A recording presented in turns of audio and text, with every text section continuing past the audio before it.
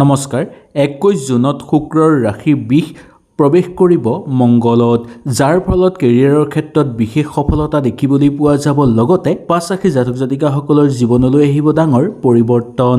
আহক তেনেহ'লে এই 5 ৰাশিৰ বিষয়ে সুন্দৰভাৱে জানি লওঁ। আপোনালোকৰ ৰাশিটো এই ভিডিঅ'টোত আছেনে নাই নিশ্চয় মোক তলত কমেণ্ট কৰি জনাব। জ্যোতিষ শাস্ত্ৰত মংগল গ্ৰহক সাহস, শক্তি আৰু পৰাক্ৰমৰ গ্ৰহ বুলি মনা যায়। অগ্নিতত্ত্বৰ এই গ্ৰহেই যেতিয়া কোনো ৰাশিত প্ৰৱেশ কৰে তেতিয়াই 12 ৰাশিৰ ওপৰত পোনপটীয়াকৈ হওক বা আওপকীয়াকৈ হওক প্ৰভাৱ পেলাবলৈ ধৰে। গ্ৰহসমূহৰ সেনাপতি বুলি জনা যায় মংগলক। এই মংগল প্ৰৱেশ কৰিব 21 জুনত, যাৰ ফলত প্ৰেম, ঐশ্বৰ্য, সৌন্দৰ্য, সৌভাগ্যতা বিৰাজ হ'ব আপোনালোকৰ ঘৰলৈ। কৰ্মক্ষেত্ৰত ইটোৰ পিছত সিটো শুভ প্ৰভাৱ আপোনালোকৰ জীৱনলৈ নামি আহিব। 1 নম্বৰটো হ'ল বৃষ ৰাশি। বৃষ ৰাশিৰ জাতক জাতিকাসকলৰ কাৰণে অত্যন্ত শুভ সময় আহি পৰিছে বুলি ক'ব পৰা যায়। সেয়েহে আটাইতকৈ আপোনালোকৰ অধিক অৰ্থৰ উপাৰ্জন কৰাৰ শুভ সময় আহি পৰিছে।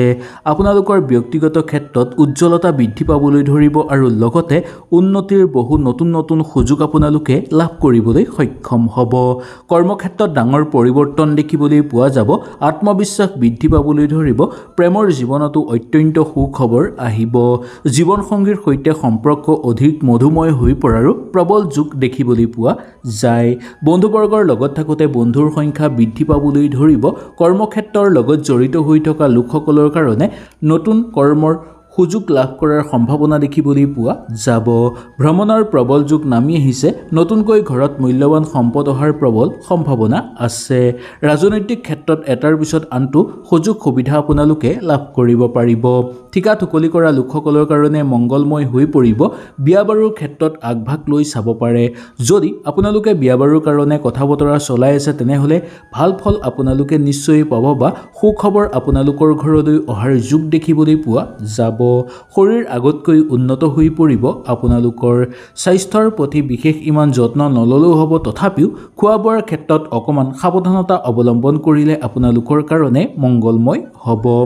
দাম্পত্য জীৱনত সম্পৰ্ক অধিক আপোনালোকৰ মধুময় হৈ পৰা দেখিবলৈ পোৱা যাব। ৰৈ থকা ধন আদায় কৰিব পাৰিব সুন্দৰভাৱে আৰু পাবলগীয়া ধনো আপোনালোকে ঘূৰাই পাবলৈ সক্ষম হ'ব। 2 নম্বৰ ৰাশিটো হৈছে সিংহ ৰাশি। সিংহ ৰাশিৰ জাতক জাতিকাসকলৰ বাবে মংগলৰ এই শুভ প্ৰভাৱৰ ফলত আপোনালোকৰ বন্ধ হৈ থকা পথ মুকলি হৈ পৰিব আৰু নতুনকৈ সোণালী সময় আৰম্ভ হৈ পৰিছে বুলিও ক'ব পৰা যায়।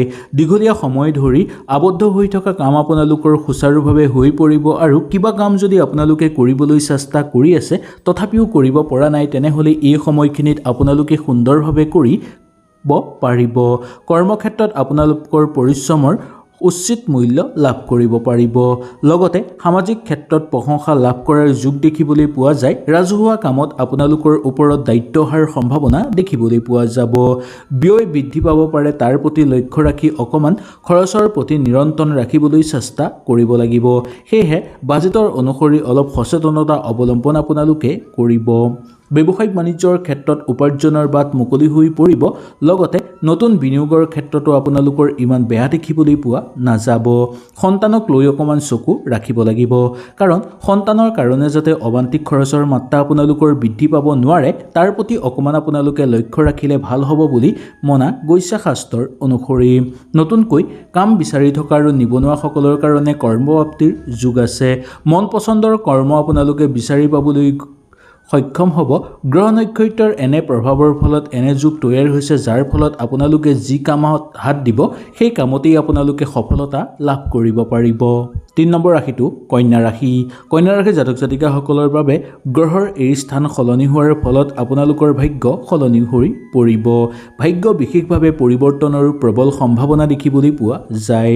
দীৰ্ঘদিন ধৰি অপেক্ষা কৰি থকা কিছুমান কৰ্মত আপোনালোকে ভাল ফল দেখুৱাব পাৰিব আৰু কিছুমান কৰ্মত যদি আপোনালোক ৰৈ আছে তেনেহ'লে প্ৰমোশ্যন লাভ হ'ব বা দৰমহা বৃদ্ধিৰো প্ৰবল যোগ দেখিবলৈ পাব পাৰে।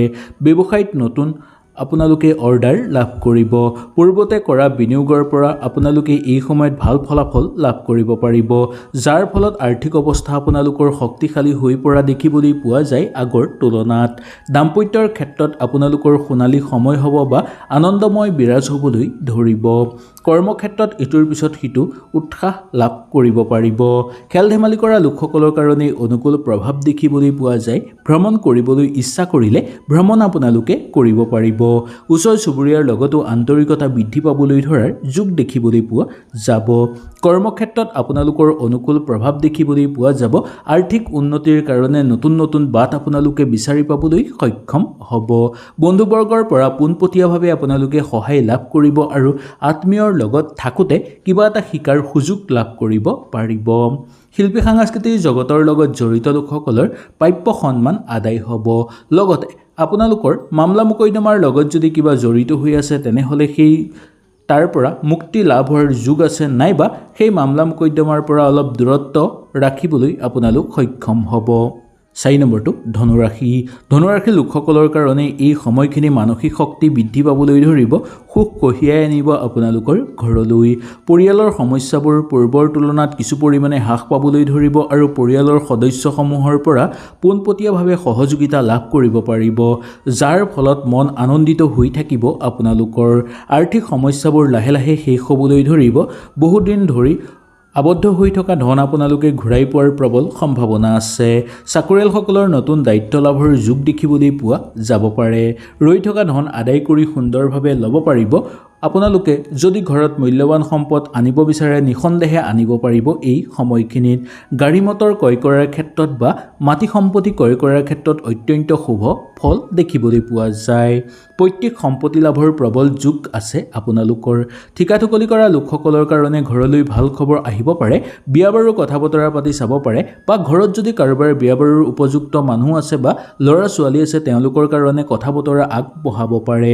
কেৰিয়াৰৰ ক্ষেত্ৰত উন্নতিৰ যোগ দেখিবলৈ পোৱা যায়। কেৰিয়াৰ আপোনালোকে ভবা ধৰণে সজাই ল'ব পাৰিব। শিক্ষাৰ ক্ষেত্ৰত আপোনালোকৰ অগ্ৰগতি দেখিবলৈ পোৱা যায়। শিক্ষাগুৰুসকলৰ কাৰণে মধ্যম ফলাফল দেখিবলৈ পোৱা যাব। কাৰ্যকৰী পৰিকল্পনা সুচাৰুভাৱে সিদ্ধি হ'বলৈ ধৰিব।